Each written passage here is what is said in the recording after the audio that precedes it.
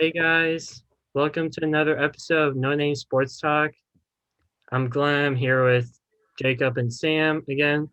We'll be talking about the AFC and NFC Championship games and our thoughts on it, how all the teams did on Sunday, and giving our overall thoughts of what we thought in a little preview of the Super Bowl. We'll be doing a separate show about that, but we'll give a little bit on the Super Bowl, and then we're going to talk about some new coaching hires and where maybe we think Deshaun Watson may go, and our thoughts on Philip Rivers' retirement.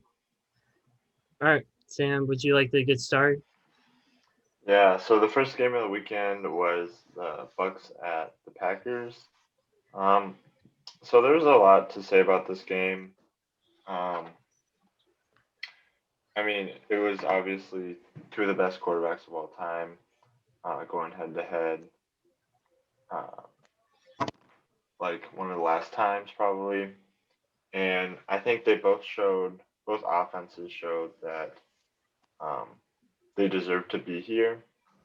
Um, Maybe throughout the game, it started to the notion started to come where it was like the Bucks offense was doing. I know Brady threw like a few interceptions, but like the Bucks offense was really handling, uh, was taking over the game, and the Bucks defense was making some plays, and so that ultimately led to the Packers losing by I think it was 5 points or something. Anyways, yeah, the Packers lost. Bucks will be going to Super Bowl, and I know there were some like iffy calls and or controversial calls at least. Um, but I think it was a very entertaining game, and yeah. Any other thoughts? Yeah, this game was very entertaining to watch. It was probably the best game this weekend to watch. When you were talking about the questionable calls, that's definitely prevalent when you look at the there. I think everyone knows what play we're going to be talking about mostly. That call when it was fourth and goal and Matt LaFleur decided to kick the field goal. I that call is definitely very questionable. I think when you have Aaron Rodgers, you have more possibility than if other teams were going for it with a different quarterback. I can't imagine a scenario that you would really want Aaron Rodgers to not be out there on the field and try to make that play, because if they had made that play, we could have been looking at, I think it would have been a tie game. I'm not sure. Um, but instead, they kicked the field goal and relied on their defense, who, I mean, they did pick off Tom Brady 3 times, but they could not stop the pass. They could stop the run. Leonard Fournette had a decent game, but he wasn't really doing much. And they were throwing the ball, and they were throwing it a lot against Green Bay. I guess another takeaway I would say is Aaron Rodgers played very well. I think they couldn't really run the ball because Aaron Jones was hurt, and the Bucks have the number one rushing defense in the NFL, so that was definitely shown on Sunday.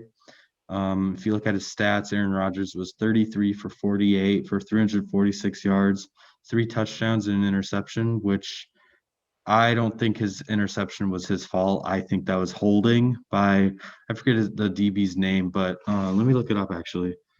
The DB's name was Sean Murphy Bunting. He was holding on Alan Lazard. I think it was picked was he was covering. He was holding him. He was holding by his shoulder, and that was not called for some reason. It was missed. So I don't believe that was his fault. I think Aaron Rodgers played a very decent game. Some of the plays he made, he ran out of the pocket, threw a dart. He also made some plays with his legs, but most of the time he was sacked. I don't let me look at how many sacks. Yeah, the Bucks had 5 sacks against him, which they really got after him. I know I'm going a little over, but I'm just going to give a quick preview of Tom Brady. Tom Brady was 20 for 36 for 280 yards, 3 touchdowns, and 3 picks. And I would say all those 3 interceptions was his fault. The first one was, let me look.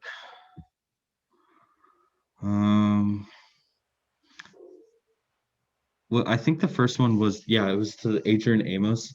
It was double coverage. He tried to look up the safety, but he threw it into double coverage. It was a bad play, and Adrian Amos picked it off.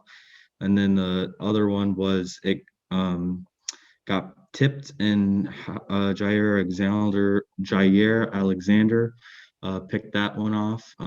If Tom Brady had thrown a better pass, I believe it wouldn't have been tipped. It was a little high. It was pretty high. And then the second one by Jair Alexander, that was just Tom Brady can't run, so he just threw it up in the air and hopes that someone would come down for it. Mike Evans didn't know where the ball was. No one else except Jair Alexander. So I believe Tom Brady, he did play decently well during the game, but I wouldn't say it was his best game or anything. It definitely wasn't his worst, but he gave the Packers a couple chances to win that game. So sorry if that was a little over, but Glenn, do you have any thoughts? Well, my overall thoughts of the game, I thought it was a very good game to watch. But officiating wise, I think I might do a little roll through of like some of the pictures from like 2 of the holding calls and the Packers, or that would have been holding on the Bucks defense on the 2 Packers wide receivers. There was the one on Alan Lazard, like Jacob did talk about, but there was also another one. I can't remember when. I think it was in the 3rd quarter, I'm guessing, but there were 2 missed calls on that, and it just when I don't think it was a bad call on the PI on Goblin, but when you look at how they officiated the rest of the game before that, I don't think that would have been called pass interference in that situation. And it just seemed like the ref was trying to save his butt there by calling him, so that way he doesn't get scrutinized by the Bucks. But it made him look pretty bad for the Packers. But Sorry, I don't know if exactly that's why he was doing it, to try to not get scrutinized by the Buccaneers, because he's not trying. As a ref, you're not supposed to be favoring any team. So I think it's just a judgment call, and obviously there's always bad judgment as a ref. We've seen it a billion times. But that's all I was gonna say. Definitely really bad judgment by the refs during that game. oh yeah, the refs were wearing black and white, but it just didn't seem like the right call in that game. I'm not saying that they're trying to take sides. It just seemed like that's how the what's the saying, like how the rock rolls or something, or how the ball rolls. It just came in their favor in that situation. If you put the Packers in that situation, like it'd probably be the same call. But it just stunk that had the game really came down to a penalty and not a great play by a wide receiver, which really stunk. But Yeah. but the play wise, you saw Aaron Rodgers beat Aaron Rodgers. You saw Tom Brady. Tom Brady was good, but he made some really desperate throws. That's what I'll call them, desperate throws. So there's a high throw to Mike Evans. He got tipped off his hands. He got intercepted, and there was one where he threw off his back foot, and I don't know why he threw off his back foot. That was easily going to be intercepted unless he threw it out of bounds. And then the third one was, I can't remember the third one, but there was a third pick. And I just didn't think Tom Brady did his best, but in situational football, he came through for the Bucks and got them key points in key situations. Yeah, I agree. Who Who wants to preview the next game? Do you want me to do it? You guys have any other thoughts on the game? All right. Well, I think we covered a lot. Definitely the game came down to a penalty that was a really bad penalty. One of my friends is a Packers fan, and you can only imagine how much anger he felt. So, Sorry, just one thing about the penalty. I actually don't think it was a bad penalty. Um, I understand. I think some of the earlier calls could have been, or maybe were a little bit poor, but that last one was definitely a penalty. I know, like they let um, corners like play a little bit, or players in general play a little bit rougher in the playoffs. Like the last one, he was literally holding on to his jersey, which he literally was holding him back from getting the ball. So like that was definitely a penalty. I know you guys may disagree, but I think that was a penalty. I thought it was a very obvious penalty also, but when you look at other calls that they could have made, they were exactly, in the same range of that Yeah, but like exactly. criteria. that. So then those should have been also called. Like Yeah, it so it shouldn't just be. But then, But that last one was the right call, though. That's it what was I'm right. saying. it just shows inconsistencies. I mean, that's fine. It's human errors. It's gonna happen, but it just seems like it always. And if you look at the way that the receiver fell down, he totally flopped. You're getting held behind. You're basically what was happening is his back was getting pulled and he fell forward, which according to physics, that's not really possible. If you're getting held behind, you would normally, your body would move that direction, but instead he totally dove forward, which I don't really understand, but whatever. Yes, I believe that the refs were inconsistent, and you could say he got this one right, but I think the receiver helped him out. And plus the ref was what, 10 yards from the play, so it's just a judgment call too, like I said earlier. Did you guys want to talk about the fourth and goal call? To kick a field goal. Not Yeah, Well, we have we Aaron already Rodgers did. in the field. We already did. Oh, okay. I mean, I didn't get to comment on it yet, but I was just gonna say that in general, like a lot of people were like, "Oh yeah, that's such an obvious fourth down, like go for it." And yeah, I agree it was, but I just think in general the NFL hasn't caught up to the idea. Like they're a little bit more conservative than they probably should be. Yeah, I think Right. I think with like I'm just gonna say one more quick thought. With Matt LaFleur, he always seems to get like cold feet in those situations. I think, like when he's down in a game, he doesn't know what to do. Like we saw that last year in the NFC Championship game against the 49ers when they were down big and he didn't really know what to do. It just Dang, I that's a bold statement. understand why he kicked it, but I I don't see how you can favor that over going for it. But it's not my call; it's his call. He knows the players better than I do. All right. I'll I'll discuss the next game. So, the Bills versus Kansas City Chiefs. I think I would just say that you definitely saw who was the better team. Um, the Bills looked absolutely foolish on defense. They could not stop Tyreek Hill, and they could not stop Travis Kelce, and they could not stop Cole Hardman. And there's so many other weapons that the Chiefs had, that you just saw that the Bills could not handle and contain.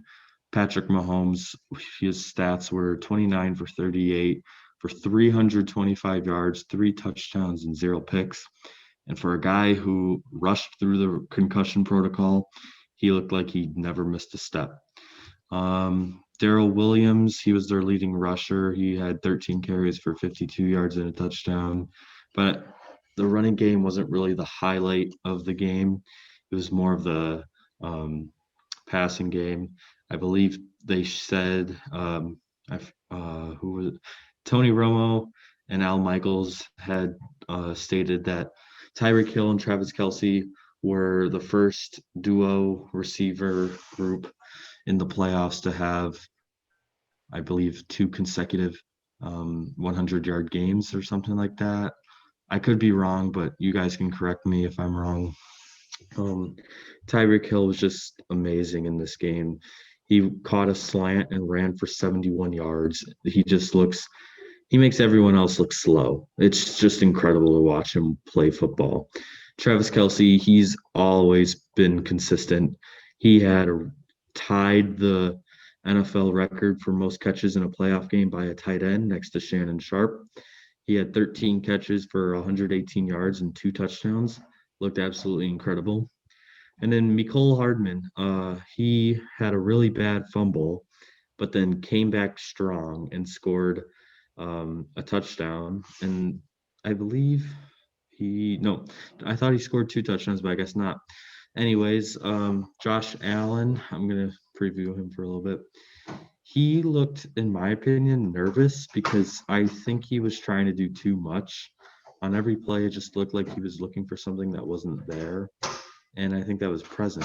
In the first drive, he threw basically an interception that the receiver uh, swiped it out of the DB's hands. Josh Allen just looked like he was trying to do too much. I hated watching him get sacked when I knew he could throw the ball. He was just running for his life, holding the ball forever, and then got sacked for 15 yards, 20 yards. And then I think the Bills just got frustrated. They were imploding. Every play in the last 4 minutes was just a fight. You just saw that the Bills were just imploding. I think they have a bright future. I think they definitely will be back in this game. We could see them in the Super Bowl very soon. They just have more pieces to fill. They weren't the better team that game. What are your thoughts, guys?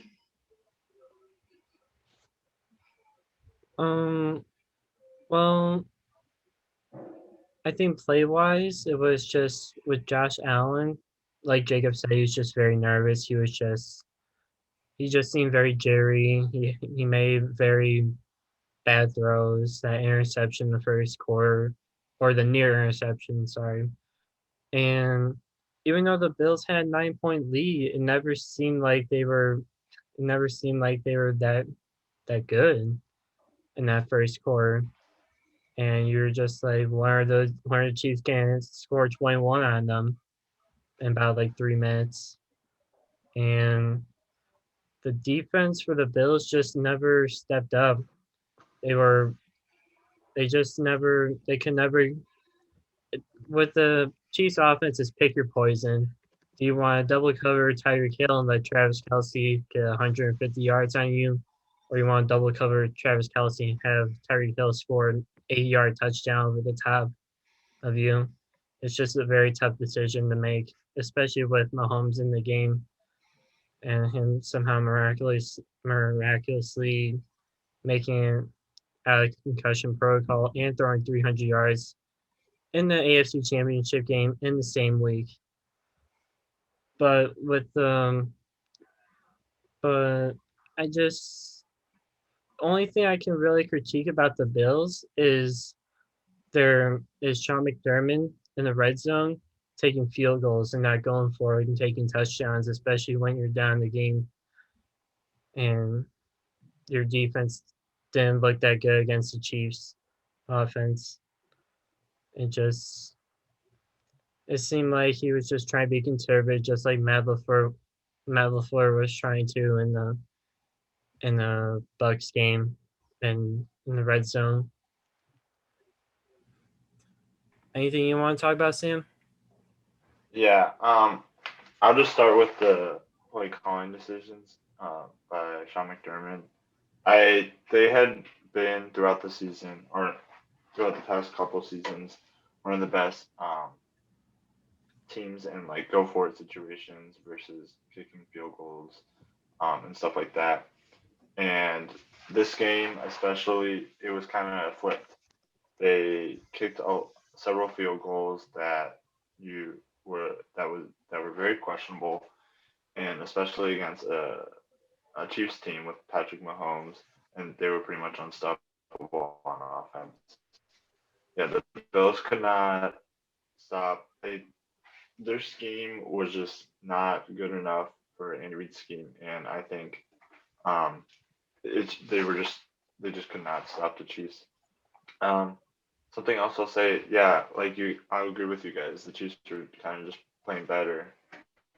Um, but I think one thing I want to compare is that this game and then the NFC Championship game. So I think there were two teams for each of those games, the hot team and the better team. For the NFC game, I think the hot team won, the Bucks. Their offense has been clicking recently, um, and just think the Packers overall had a way better season and were probably the better team. But the hotter team won in that situation. This one, the Bills have been like had an incredible record like the past 10 games. It's something like that. They have been great recently, and but the Chiefs were just playing better. Like I know some of their season, they played in some close games to some not great teams, and they lost to a not great team or a couple not great teams. But they were just the better team, and sometimes the hot team wins, but most of the times the better team wins. And in this game, the better team won. I don't know. I mean, I think the Packers had a lot of firepower on offense, but I think the Bucks defense is a lot better than the Packers defense. Um, we saw that when the Bucks defense is on, they are very good. And Devin White is a very good linebacker.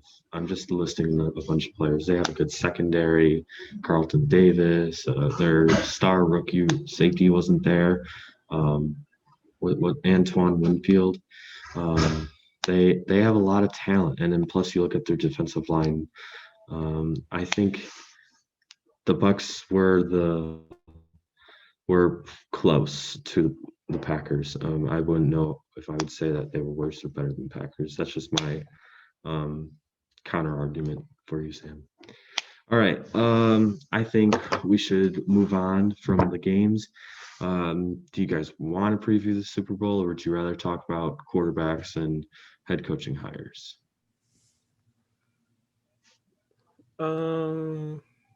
I think we should probably talk about Deshaun Watson first and what we're hearing from the Houston Texans organization, other updates that we're hearing, maybe teams that we think that he may go to. So All right, Glenn, why don't you start? yeah, I'll just start. I think with the rumors I've been hearing about is that Deshaun Watson's relationship still doesn't look very good. It doesn't look very hopeful for him to come back. And I would probably give it maybe, I don't know, 50-50 right now. There's still a no trade clause on his contract that would not allow him to go to a team. So, what are your guys' thoughts? Yeah, I mean, it's hard to say.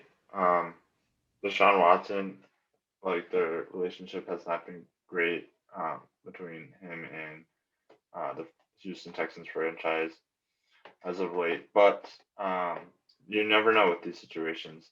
I think if I had to predict right now, he would probably end up going to another team. But again, you don't see many trades of that caliber of what it would probably be like multiple first round picks, maybe a couple players for Watson. But yeah, any thoughts on it, Jacob? I don't know if I would say with 100% certainty if Deshaun Watson's relationship with the Houston Texans organization is unsalvageable. I think it's torn. I think they need to really allow him to have input on the next head coaching hire. I think, let's say the Texans, for example, this is not what do you call it? An estimate, I guess you can say. But I want to see, let's say the Texans hire Eric Bieniemy, and if Deshaun Watson had input in that, I think there's a greater chance of him staying in Houston. If he, for some reason, is left out, then that's obviously throwing him out. You're kicking him out of the building. I think they need to just make sure he has input on who they want to hire next. I in my gut, I think he leaves. I think he gets traded.